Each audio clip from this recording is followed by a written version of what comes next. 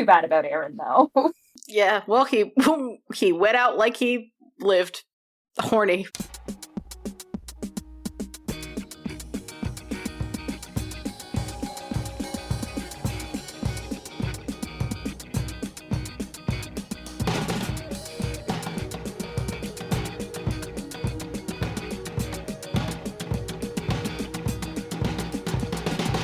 Welcome to Mortified, the Friendship Quest, a podcast where two long-distance friends bounce media recommendations, all in hopes the other will like it. I'm Aaron. And I'm an engine! Vroom vroom! And this week, buckle your seatbelt and clench your asshole as we blast off into family-based vehicular crimes with an actual play of Wild Space Speed Family. Before we crack open our coronas, remember you can help us on Mortified Legitimacy Quest by subscribing to us on YouTube, iTunes, or Spotify, or following us on Tumblr at MortifiedPod. Leyla. Aaron? ¿Te gusta la gasolina? Dame más gasolina! Woo! Yeah, we're ready. It's been a long time since we've done actual play, and I'm very excited to introduce our two guests who will be helping us on this great actual play episode. Marti, would you like to introduce yourself? Hi, I'm Marti, and I think Corona beer is yucky. Fair enough. Ange, how about you? Hi, I'm Ange, and I think Corona beer is delicious. There we go. Marti will make a convert of you yet. Just real quick, if we want to go around, me and Leyla have famously watched every Fast and Furious movie and sub-movie for our podcast. But Marti and Ange, what's your familiarity with the franchise? I'm pulling right into the lead. I fucking love this, right? Are we allowed to swear on this? Oh, yeah. No, we're airing on Disney Plus. Oh, okay. Hey, I don't know. No, I love this franchise. This is my favorite movie franchise. And, yeah, I'm ride or die for Jason Statham. The second he appeared in the movies, I was like, yep, nope, this is it. This is all I watch now. I've never even seen one by accident. The only core memory I have of this franchise is that one scene where Vin Diesel is motorboating Michelle Rodriguez. And you know what? Cinema. Yeah, important scene. I mean, you're already like 25%. That's like 25% of the franchise is Vin Diesel being a huge wife guy. So, yeah, you know, you already got the base knowledge down. Yeah, but this is something because I don't actually know when Fast 10-2 is coming out, but I'm sure it's coming out within the next 18 months or so. But this is something that me and Leyla usually do when one of us has moved. Leyla has recently moved to location redacted, but I mean, we could say Maryland. Location redacted Maryland for their job. And I'm sure listeners know by now that I live in Illinois instead of Indiana. So it's been a long time coming.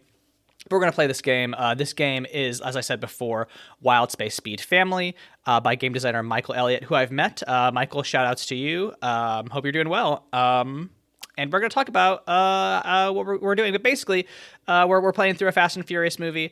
If you want to play this game, it's $5 on itch.io. I'll link it in the show notes below. But we're going to go ahead and get started with our character creation. To create a character, each player takes an index card, a writing implement, and a 2 6-sided dice. Then each player rolls 2d6. Assign one dice as your character's background, and the other as your role in the family using the tables below. The total sum of the 2 dice together describes your character's car. Write these on your index card. So, players, how about you go ahead and roll 2d6, and then describe to me your background and role. I went through all the effort of getting these dice out, and I don't think there's a d6 in here. Oh, no. Guess I'm going to be using the computer. I'm an academic infiltrator, and I do drive a sports car. Very good. I get to pick one. Yeah, you got to pick one. I've got some in the notes I've linked below. There's some names of sports cars that appeared in the Fast franchise, but you can also, just Google one and find one you find pretty. I'm gonna is a Bentley a sports car? I'm gonna embarrass myself. You can drive a so Bentley. Much. It's not really a sports car, but it's yeah. No, hold on. Bentley Continental GT. No, I think I should. I'll Google the other clowns. Amazing. Just in time, I've remembered that a D6 is a regular dice. Oh, sorry. So Yes. I do have one. Yes, please. I have rolled, and I know what I'm doing. May I please share? Yes, please. I am a military hotshot driver, and I am also driving a sports car with my total of 8. So I am going to be driving a 1997 Toyota Supra. Of course you are. I'm willing to bet that out of the people who know about cars, Ange knows the most about cars in this group. So Ange, can you tell us anything about the Supra? It's a real fun sports car. There's it's one of like the mainstays in like Need for Speed Underground 1 and 2. So that's just that is the extent of my car knowledge. I just know that it is a sports car in those games. Fair enough. It looks. I'm gonna be honest. I've seen something like this on the road before. Yeah. They're fun. Marti, do you have your I have rolled. I'm frantically looking up cars because I don't know what anything is. But I am a cyborg hacker. What the fuck? Of Right. course. I forgot. So Are you gonna hack the world? Hell yeah. Yeah, one of the backgrounds you can be, and also can be in the Fast and Furious franchise, is a cyborg. So, I think I should be true. Listen, it's almost Pride Month. I think I should be true to myself. I'm going to drive a Subaru BRZ, which is apparently a sports car. Hell yeah. I'm gonna go ahead and drive a Mazda Roadster because it's the ugliest thing I've ever seen in my life. Good. yeah, this is a challenging car, Marti, that you've picked. But you know what? I think this does make sense for somebody who is both a cyborg and a hacker. You really gotta push the bounds of what you can consider a car. I'm driving a car that looks like it turns into a teen under certain circumstances. 100%. It's instead of you eating too much spicy food, it's like if you go over like 99 ping, because you turn into this car. Speed, but the bus turns into a person. Right. Oh, no. Okay. Do you all have pitches for names? I've got some names listed below if you want to just choose those. But also, by all means, unleash your creativity. I'm Duke friendly. Dibs on choke slam. Okay. You get to be Chokeslam Karowitz, which is my favorite name here. Oh, I'm sorry. Did you want it? No. I'm very happy that you immediately found my favorite name. And Ange, you're a nobility, it seems. Duke friendly. Yeah. Are you actually nobility, or is your first name Duke? No. My name is Duke. Okay, that's fine. Yeah. And my last name is friendly. Like Duke Nukem. Yeah. Okay. Yeah. Yeah, exactly like Duke Nukem. And Leyla, I've seen the name that you've written in the box, but do you want to say it out loud? Yeah, it's Charlie ABC. Is this like the kid-friendly version of Charlie XCX? Yeah, it's Schoolhouse Rock, Charlie XCX. Yeah, okay. Jesus Thank God I Lord. went by choke slam instead of Charles. That would have got confusing. Yeah. Okay, so we have Charlie, Chokeslam, and Duke.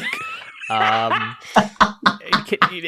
know this is asking a lot, but can you all pull face cams for these characters? Face casts, not face cams. Although, listeners, please, if you make face cams, fan cams of these characters, please write in. Duke friendly. So it is. He is a Matthew Lillard, but like nowadays, where he is bald and very muscly. Oh, okay, I like that. Yeah. Oh yeah. No, he is like a fine wine. Mhm. He's looking more and more like Jason Statham every day, and I find that incredibly attractive. I'm just going to make it easy for myself and go for Angelina Jolie and hackers. Okay, there we go. Perfect. That makes sense. Specifically in hackers. With the Devil's jersey? Yes. Oh, Yes! hell yeah. I'm incredibly torn between just going straight up Charlie XCX or somebody who looks like a straight up school teacher.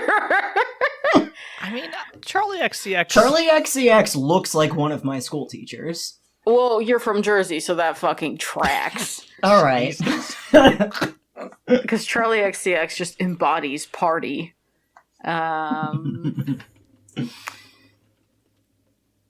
fuck it. XCX. She's tiny. She's spunky. Let's just go for it. All right, very good. So we've got our characters, we've got their backgrounds and roles. Think about how you all, will use these roles in the future to deal with the various threats coming from space. But I'm going to go ahead and move on to Act 1, The Family. The opening scene. The movie opens with a short montage of scenes showing each of our characters in their day-to-day lives. So each player will roll 1d6 for their opening scene and describe what their character is doing as the movie begins, using the table on the right, and then use this opportunity to introduce your character, their background, role in the family, and what kind of car they drive. Mm-hmm. Okay. I rolled a 3, so that's heist in progress. I also rolled a 3. Can we be heisting together? Yeah. I'm going to set the scene. We open on... the camera opens over Los Angeles, the only city in the world. I wish it was real. Unfortunately, Los Angeles is a fictional city. But we see the great spires. We see downtown. We see all the beautiful beaches. We see the Hollywood sign, and then the camera zooms in into a heist in progress. Who does it go to first? Oh, okay. I'm being pointed at. Fantastic. We are pulling the Family Toretto classic. We are going down Interstate 5. We're going down the 5 right now, and the two of us, just with our sports cars, just hauling that fucking vault that we ripped out of a bank wall. What one thing I'm gonna change? I'm on the roof, like, yes, of course, 300 feet away. Yeah. And I have just finished, like, just fully opening doors for you. Fantastic. Wonderful. Like using car my doors? computer, naturally. Oh no, you already have the vault, so I assume. Yeah, no, we're driving down I-5. Yeah, we are just Perfect. Booking it down I-5. We are going south. We are about to hit the 101. Aaron, I know that you know all of these places in this fake city. Yeah. No. So I know it from the seminal song "Hot in Here" by Nelly. Chokeslam, are you perhaps using some sort of like device to like reroute traffic or like, move a bunch of electric cars around? I have one of those laptops with me, and it's like fully 90, so it's so clunky and heavy, and it folds out into like 9 different screens. Mm-hmm. And every single one of them is on a different, I just click a button and the light changes, and like the cops' GPS are being fritzed. That works. Yeah, sure. Very quick movie typing. Yeah, absolutely. No words. Mm-hmm. I'm gonna shout from my car, which has open windows, to your car, which I'm assuming also has your windows rolled down, because this is beautiful Los Angeles, the fictional city. Even better, your hair is blowing in the wind as you type on your laptop while driving. Yeah. Looks like those were a real good investment, huh? I just nod without looking up, just fully thumbs up. It's really good. I'm going to make a connection with this character once somehow. 100%. Yeah. Do we want to cut to Charlie? Charlie ABC is on vacation. Oh, okay. Do you like are you like watching this on like a live stream and then just like whatever, and you close your phone? No, baby, my Slack notifications are off. So we see your phone. We see like the silent phone where like your Slack is just like bing, bing, bing, bing, bing, bing, bing. Mm-hmm. But like it's all on Do Not Disturb. So like it's just going through, and you're just like lying back on a beach somewhere. Well, yes, I'm lying back on a beach. Naturally, my Subaru BRZ is parked tactfully well, like framing everything, in the background. Right. We've got to be flexing the Subaru at all times. But yeah, Charlie ABC is just like tanning. Obviously, SPF 50, right? We're on the beach. We're tanned. We're practicing good solar safety, and I think she's just got like a beautiful novel open. I think maybe we're reading some poetry. Maybe we're reading some. Who is that poet that I really like? The only poetry book I own right now. Marty, your hand is raised? Yeah, point of clarity. We're already family, right? Yes, y'all are the going to Slack end up... notifications Charlie isn't getting are from us. Yes, you're like, hey. I'm fully live blogging to the Slack. What's going on? Yes. Yeah. Okay. I'm going down the wrong road. LMFAO. I can't believe Charlie's not answering her Slacks. Where the hell is she? Does she have a status set on there? Like, we have the whole thing with, like, you can put the custom emojis. You can set the Outlook calendar to, like, say when you're away. What does her say? Lean out the window like, invisible. We're reading Soft Science by Franny Choi. Gotta plug Franny Choi on the podcast. Damn, shout-outs to Franny. But then I do think eventually you do look over at your phone, and then one notification actually pops up on all three of your phones, and it's family dinner, 6 p.m. Y'all gotta wrap things up and head back to for the family dinner. It's dinner time. Y'all gotta make it. So I think we cut to the backyard of a beautiful downtown, not downtown Los Angeles. There's no houses in downtown I was gonna say, Los Angeles. My understanding is that there's no houses in Los Angeles, period. But no, there. You know what? We'll get into it later. Just know that the actual Fast and Furious Toretto house is literally a 2-minute drive from where I am sitting. Okay, and yet you're not reporting on location. Yeah, no. Come on. It's a private property. Yeah, I'm sure it is. Yeah, but you're there. You're in the backyard of a modest but homey household. All of your friends from your various heists are here. But you're all getting together for one of your regular family dinners. It's an occasional celebration of the character's long death-defying relationships. So each player will roll 1d6 to select a prompt from the table on the right and invite one or more other players to play out a short scene. If the players roll the same number, they can combine their separate scenes into one if they wish. I rolled 3 for remembering past family members. I also rolled a 3. Yeah. I'm gonna make a connection with one of these characters. Okay, what is the set the scene? What's the cookout like? Oh, lavish, baby. Okay, we got pork ribs, and they're like, we're making them galbi. We're making some Korean ribs. We're making some boigers. We got some vegetarian options for the vegetarian members of the family. We're considerate, right? We got some fucking, we got some Wagyu steaks. If bitches want to feel like we really have the money that we earned with our hard blood, sweat, and theft. Also, jungle juice. Naturally. I'm just stirring a giant, plastic vat. Yeah, well, it has to be a big red It's tub. gotta be a big vat, yeah. Mostly pineapple juice, and if you drink it, you die. Yep. That's how jungle juice works. Yeah. I throw a little coconut milk in there. Yeah. Ooh! Real quick, Choke Slam, what do you eat on account of you are a cyborg? Well, see, I was debating on whether or not I have, like, a bowl of microchip, just straight up micro SD cards. Or if I am just putting away the jungle juice because I don't have real organs. But ¿por qué no los dos? A little micro SD. Micro SD, and then instead of milk, it's jungle juice. Yeah, there it is. Delicious. I rolled a 4 for talking about the betrayal.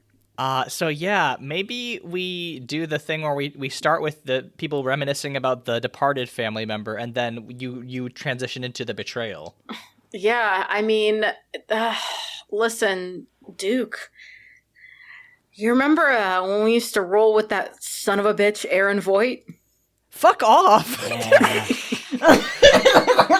Why would you do? Don't bring me into this. Oh no, you're in it, baby. I mean, I remember he was just so big and strong, and we used to use him to tank all our big heists, and he was just so powerful that his clothes would rip off all the time, and he had a huge dick. Man. You know what? It was finally nice to not be the biggest, most strongest, most intimidating man in the room. Yeah. It was nice. He gave you a break. Yeah. He gave me a break. Sometimes it's nice to let some other king thick dick take control of the situation. It's too bad he got... it's too bad he got... I can't say it. It's too bad he got vored. In the Great Betrayal. Yeah. It's too bad he got what? Too bad he got vored. Just straight up eaten in the Great Betrayal. Do you need to Google what vore is in the middle of this podcast? I don't think I should. Live on camera. Please define for the class. Time out. Michelangelo, vore is a fetish in which somebody sexualizes being eaten or consumed wholesale. So I am implying that he got erotically devoured, mind, body, and soul. Okay, now can you do this in character for us? For Duke? All right. For his sake? Duke baby, do you need an explanation? One more time, please, if you don't mind. Thank you, Charlie. Just to remind us all what happened to our good friend Aaron. I don't know how much different it's going to be from the God voice that speaks in my ear. I don't know if you hear God voices in your ear, but if you'll Not recall... since I made that deal with Satan, but go on, yeah. The canon of the lore of this group is ever extensive. Honey, it is when somebody gets off on being... It's the sex thing! It's the sex thing. Yeah. He did the sex thing, and he's gone now. Yeah, do you remember how in the early 2000s wow. everyone was dying of autoerotic asphyxiation? Well, in this fictional Los Angeles, we have too many people getting vored. Yeah. It's a real problem. It really is, you know? It really, really is. The clinics just can't keep up with it, and it's really, really... It's, yeah, not enough. Horrible times we live in. Yeah, it's weird how they had to modify a C-section to get these people out. And now we talk about the betrayal. And as we all remember, naturally, our former friend Sierra. We would have been able to save Aaron if she would have hung around to get the modified C-section to get him back out, but instead she went on the run, betraying all of us. Well, she had to go be the Pope. Yeah. She didn't get elected in the conclave. That was a calling, but nothing is more important than La Familia, so I've heard. That's true. But it's nice to have a frenemy who in 2 movies will become a friend again in the Pope. That's how these movies work for us. Too bad about Aaron, though. Yeah, well, he went out like he lived. Horny. Yep. He went out. He went out like the best of them. Wow. So, as you all are reminiscing about the past times and the betrayals you've all lived through, the family dinner is complicated by the revelation of the movie's villain and their ongoing plan. The family rolls 1d6 to divine the twist from the table on the right, and then each player describes how their character reacts to the twist. So please, just anybody roll 1d6. So I rolled a 6. Okay. You all are like, oh man, it sucked about how we lost our good friend in the terrible vore incident, and then an explosion happens. Vegan hot dogs and microchips go flying everywhere. There's a big smoking crater in the ground, and the house is caught on fire. Everything is my eye, which doesn't matter because it's not a real eye. No, it's still sticky though. Terrifying. You all have to flee. There's a tragic, sad background music playing right now as you all are getting into your vehicles, fleeing. Grabbing your friends and getting out of here in slow motion. We're doing this in slow motion. Oh yeah, 100%. Yeah. What's the hideout? Where's your fallback safe house? A cyborg. Where's our fallback Safe house. Chokeslam. I mean, I have a couple secret apartments I haven't told you all about.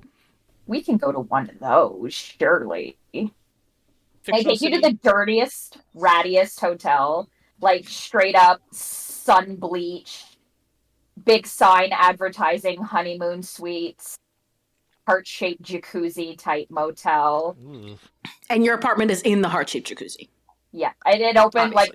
like I click a button on the wall and the floor opens up, leading to an underground bunker with like weapons on the wall and 100%. Yeah, you all. You never told me that you had a place under the Olive Motel on Sunset Boulevard. Yes, In the choke fake slam city know of where Los that Angeles. is. In the fake city of Los Angeles. Man, everybody has such deep lore about Los Angeles. Really develop the fake location of Los Angeles. Yeah, really building out the map. That's really cool.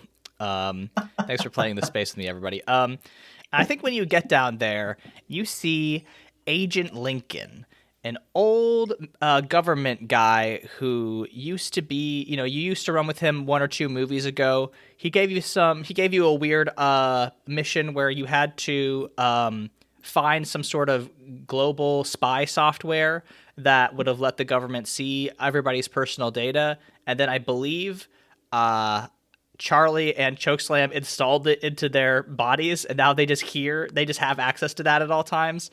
And all that access, and I still don't know how the hell this bastard got a key to my jacuzzi bunker. Are you sure you haven't seen Fast and Furious, Marty? I'm positive. You're crushing it. Did that happen? This is really specific. It's pretty darn close. Yeah. Agent Lincoln he's like, a typical government suit. I would say, mid 50s, black tie, black sunglasses. And he's like, well, I'll be darned. It's my favorite 3 vehicular based criminals. I'd say I'm surprised to see you here, but I knew you'd be here. Because it's my jacuzzi bunker? Yeah, because we figured you'd go to the jacuzzi bunker. It makes sense. Sunset Boulevard at the Olive Motel. Sunset Boulevard. What a fantasy-ass name. No one's ever named a road Sunset Boulevard. So, he says, listen, I hear you were attacked, but we were also attacked. Something's going on, and we need your help. So now, as Act 2 begins, the family rolls 4d6 and assigns each die to one of the tables below and elects one player to take on the role of the government. I mean, that's going to be me. So everybody go ahead and roll a d6 and just shout out the number, and we'll just go one at a time. 1. Okay. 6. 1, 2. 6, 2, and I'm going to say 3. 1, 6, 2, 3. So what he says is, all right, there's a drug kingpin known as Carbon Steel. He plans to release a deadly virus to start a misguided revolution. Oh, not again. We would stop them ourselves, but there's only one problem. They're in space. Every character gets a chance to react to this revelation with a witty or ridiculous one-liner. Like way up there space? Like space? The one upstairs. Not the one downstairs, but the one Canonically upstairs. the only person who knows where space is. No, the downstairs space is where Aaron went to die. Thank you. Oh, right, the sex thing. Agent Lincoln says, that's right, God's own front lawn. And we need your help to get there. That's quite the landscaping bill. It really is. And the taxpayers, they're not going to like paying it, which is why we're outsourcing it to you. I'm going to reveal my plan to get you to the villain's headquarters in space. So now everybody, just somebody roll 2d6 and we will assign it to these things. All right, I rolled a 1 and a 5. A 1 and a 5. So Agent Lincoln says, we're going to turn your cars into spaceships so you can get to there asteroid base. I don't see any other way he could have possibly done it. That makes sense. Each character gets a chance to react with some ridiculous demands in exchange for their involvement in the mission. So what's it going to cost me to get you all on board? Agent Lincoln says. I need my spoiler replaced. If you could also just I did when we were stealing when we were taking legally that bank vault that you maybe heard about on the nightly news, probably. I did sideswipe a big old Cadillac Escalade, so if you could touch just a little bit of airbrush, just touch that up. If that's not too much to ask, I don't want to be a burden, but if you're going to be working on the cars anyways, new spoiler. It'll be hard, but given you've won 3 distinct medals of honor, I think we can figure something out. I give him a big old salute. He returns. I want, given that, I'm the academic and intellectual of this group, obviously, I want a full documentary film crew up there, getting, the first time a car will ever land on a fucking asteroid. But not the last. We already have Kubrick on the payroll, so that shouldn't be an issue. Hell yeah. I was about to say, can we get... Well, hold on. Ask him for Werner Herzog. Ask him for Werner Herzog. Can we get Werner Herzog? Only in audio voiceover format, but yeah. Is that good enough for you, Duke? That's the, hey, you know what, that's more than I could ever actually ask for. I don't know why I wanted anything more than that. We want Kubrick for the visuals and Herzog and audio.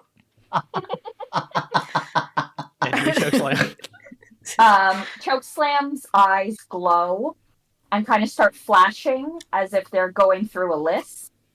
Mm-hmm. And then they kind of shake their head and go, sorry, I had to redact my first 100,000 answers because it seemed unwise to say them to a government official.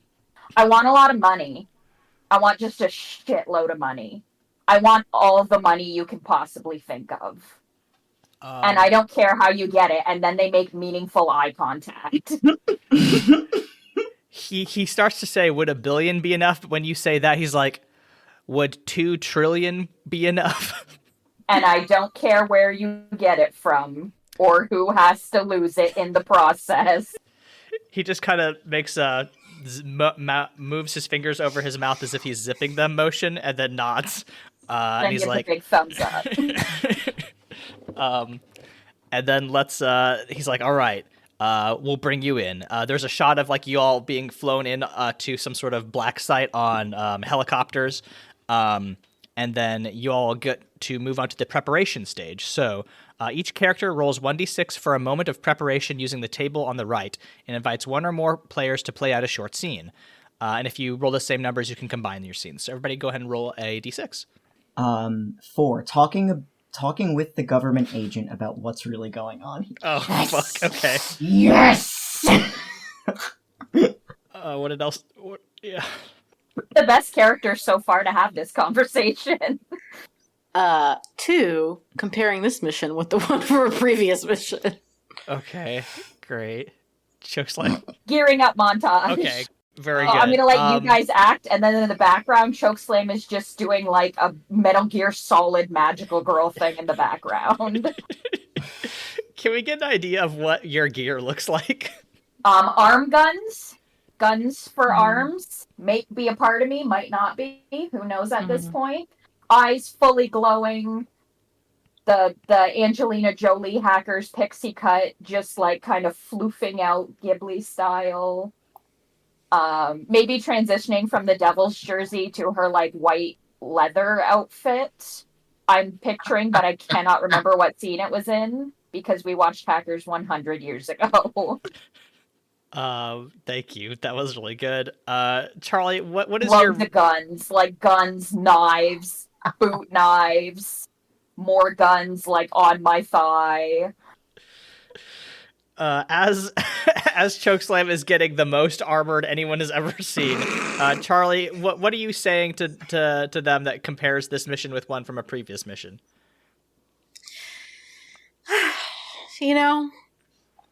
This is really reminding me of the good old days. gearing up all our cars and our documentary film crew to go explore an unknown frontier. Just like that time Aaron got bored. This is an external an external frontier. That was an internal frontier. And I know at that time we failed to rescue our good, extremely buff friend from getting digested while being horny. Even after we shrank down real small and went into the body, like Magic School has. And we even had a magic school bus that we souped up with nitrous and just raced down and the I esophagus. don't think that helped, because remember what his esophagus did when we turned on the nitrous? Yeah, it crushed you up so good you turned into a cyborg. Yeah. Yeah, that's when we lost all your biological parts, and thank you so much for saving my life so that I could continue to educate children on how to drive stick shift. My 6th grade after school club that I run. You're out here doing such important work, and what am I, In the face of all that, it's the most important thing I've ever done. I would like to point out that this conversation is the logical extreme conclusion to the two types of people that we are. And one of us turns into a cyborg and the other one runs like a vigilante program for children to learn how to drive. That was crazy, man. I really missed that guy. F's in the chat for our good friend our extremely buff, jacked friend who did get digested sexually. Thank you. Duke, how do you take Agent Lincoln aside and figure out what's really going on here? I casually sidle on up. Permission to speak freely, sir. Granted. With a salute. Also a salute. There's only so much that I was able to give up, apparently. Mm-hmm. Just what the heck is really going on here? A drug kingpin gets his hands on a virus to start a revolution. Doesn't that sound all too familiar? How do we know that you or your people are on the level? How does a drug kingpin get his hands on this? And we're gonna ignore the fact that this is the plot of Too Fast, Too Furious, and also Fast 4.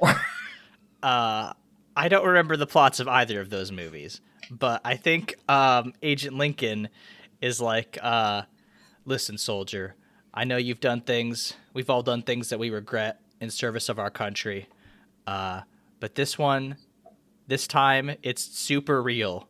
It's definitely for a good cause, and this deadly virus, it's the woke mind virus. And we gotta take it shit. We gotta get that one. And as someone who is still sometimes mostly a good and law-abiding citizen, mostly for the most part, I accept that answer. And I salute and I walk away. There we go. Great. Now, does Duke have to tell us about the information revealed in the conversation with Agent Lincoln? We'll find out. I will say this conversation, it's a shame that we won't be able to publish this episode because it was completely plagiarized from the book Triggered by that one guy that Jenny Nicholson Shapiro, reviewed. Yeah, this is just the plot or that extreme buff guy. At all. That's true, they didn't go to space, but they did battle the woke mind virus for sure. Act 3, Ride or Die. The movie then cuts to the mission already in progress. Each player can describe a brief scene about how their character reacts to the rigorous demands of space travel. What does the launch sequence look like when your cars are turned into spaceships and you get shot up into this asteroid field? Well, I mean, Charlie has to have a full trailer hooked up to her Subaru because that's where the documentary film crew is. And sure. I know not all of you have seen Fast 9, but for those of us art connoisseurs that have, the cars do look quite they literally look duct taped together, and as do the spacesuits. And I think to pay homage it's the whole movie since they went to space. Yeah, absolutely. And then 10 is just Jason Momoa doing gender correctly, I think. But yeah, I think Charlie's outfitted her car not only with the necessary space gear and also the entire documentary film crew, including Stanley Kubrick.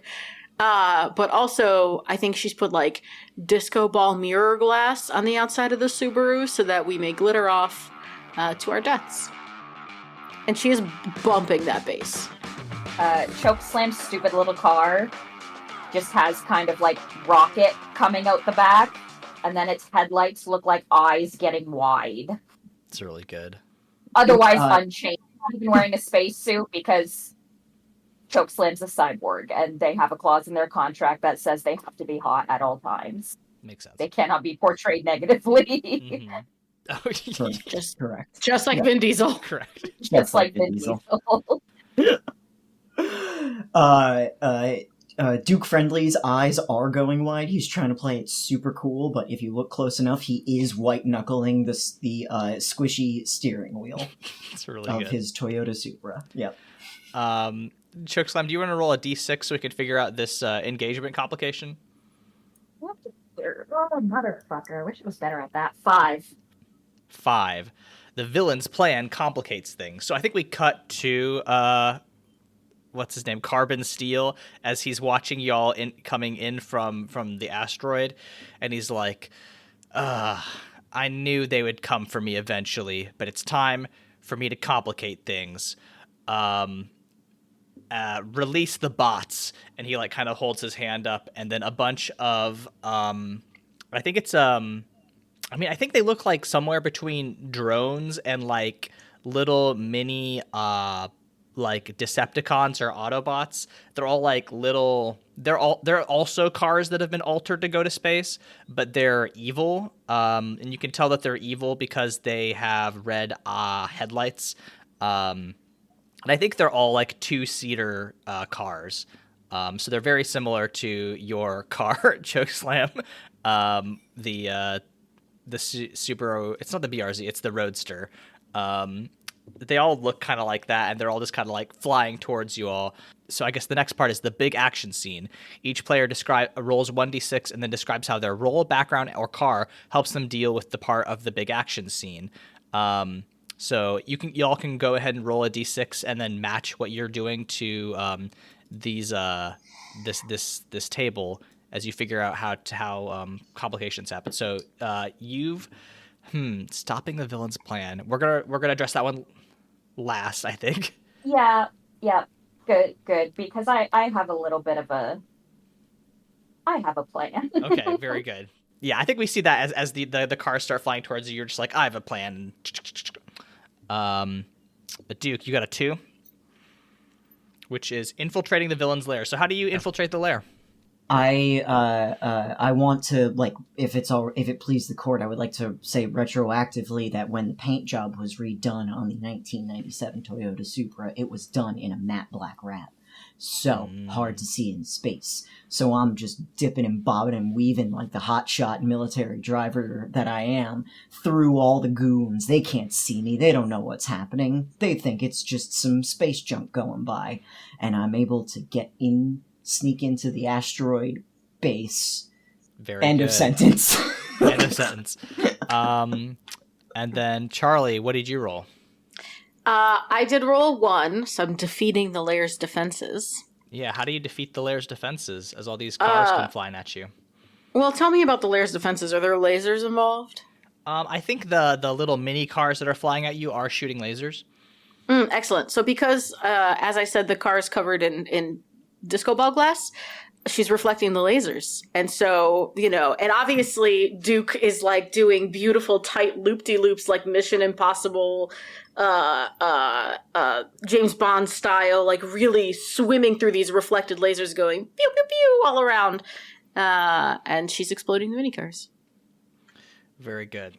I think we cut to the interior of the asteroid base where as soon as Duke is getting out of the car, Carbon Steel is there, and I think he's holding basically like a big wrench, like Vin Diesel does in one of these movies, and he's like, I knew the government would come for me, but it's too late. The mind virus will infect everyone, and soon everybody will know the true power of woke. And I think he like kind of like slams you against the car, Duke, and he's like starting to like ratchet the wrench so it gets closer and closer and squeeze your head. But then, am I allowed to do something or? No, well, I don't have to. I don't have to. I think. Well, it depends on what Chokeslam's plan is. Well, Ange, what did you want to do? Was it going to stop him immediately or stop the entire plan? It was just going to start a fight sequence. I was going to take a hubcap and start hitting him overhead. Okay, perfect, because Chokeslam, as you start pummeling the villain, Chokeslam is going to come up with just a giant space gun that they have already procured from inside, because their plan for getting past everything was to ping all the drones with friendly signals, because they already deprogrammed how they were telling friend from foe. Didn't need to do it for you guys, because you guys were having fun. This is enrichment for you. That's true. Did it on their own car and infiltrated the facility, grabbed a giant space gun, and then just walks up behind him and just kerpow. Bam, bam. Defeated. Before the characters can complete the mission, there's a problem. Leyla, do you want to roll 1d6 to determine what happens during the finale? The villain's lair is exploding. I rolled a 2. Okay, yeah, I think you Chokeslam, you programmed the drones too good. They go berserk and they start shooting their lasers everywhere. All the airlocks are being exploded. All the oxygen is coming out of the asteroid. What do you all do to escape? I typed something mysterious on like an ARM computer that looks no less clunky than the enormous laptop I was using in the first scene. And then I say, let's get out of here. Without elaborating. I hustle all of the documentary film crew back into the trailer, make sure they're all buckled up safely, and then hop in with them. I'm leaving the Super behind. We don't have time for this. Alright, we get hitched to the Subaru. Yeah, we follow Chokeslam out. There we go. And I would like to say that as we speed away and the station explodes, it does set off one giant woke beam that aims directly towards the fictional city of Los Angeles. Oh, and no. Chokeslam says, I am not a government shell. And as the movie ends, we see the woke beam impact Los Angeles, and everyone becomes woke in Los Angeles, a famously conservative city. You're welcome, Los Angeles. As the credits roll, we see what becomes of each of the characters in the family. Each player rolls 1d6 and, using the prompts on the right, briefly describes what their character gets up to once the mission is over. Yeah, what does everybody do now that you've saved / destroyed Los Angeles? Well, I rolled a 5, so I'm working with the government agent, and I mean, Charlie ABC is an educator, so I think she kind of becomes the shadow head of propaganda. And listen, the problem with the Los Angeles getting hit with the woke beam is that, they've implemented UBI, they're kind of thriving. All the Hollywood unions have gotten stronger, all the video game studios that are unionized, like it's a whole thing. And now it's time to take the woke ideology and spread the woke mind virus in a controlled way through children's songs and party tunes to the vibe of like party rock anthem. It's like party woke anthem. That's her new hit single. Oh no. I also rolled a 5 for working with the government agents, and he keeps sending me to space to destroy other asteroid bases, because turns out there's just real estate aplenty up there, and it's much cheaper than this fictional city of Los Angeles. Incredible. And I rolled a 2 for heartwarming family moments. Chokeslam fled in the aftermath because they understood that their family had to work with the government, I guess. And just on a rooftop from far away, a dark silhouette with a big fucking clunky computer arm, just watching as Duke flies up into space again with party woke anthem playing in the background. Great. When the credits end, we see a post-credit stinger, a moment that hints about what might happen in the next iteration of your action film franchise. Duke, do you want to roll a 1d6? I do want to roll 1d6 and see what happens. That's a 3. God damn it, I was gonna say please be a 5. I was gonna say, no, it can't be that. 3. A member of the family turns out to be a traitor. Which member of the family is a traitor? I do think it's Charlie. Yeah.